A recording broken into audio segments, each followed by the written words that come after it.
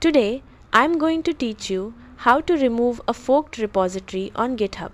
This is useful when you no longer need a forked copy of a project and want to clean up your repository list. First, open your web browser and navigate to github.com.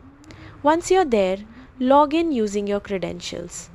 After logging in, look at the left panel and select the forked repository you want to remove. Once you're inside the repository, click on Settings in the top toolbar. Now, scroll down through the settings page until you find the Leave Fork Network section. Click the Leave Fork Network button to begin the process. A confirmation window will appear. Check the box confirming that you understand the effects of leaving the fork network. Next, enter the exact name of your repository in the confirmation field. Once you've entered it correctly, click Leave Fork Network. GitHub may ask you to verify your identity by email.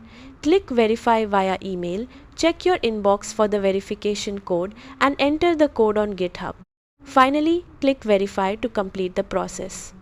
And that's how to remove a forked repository on GitHub. Thanks for watching.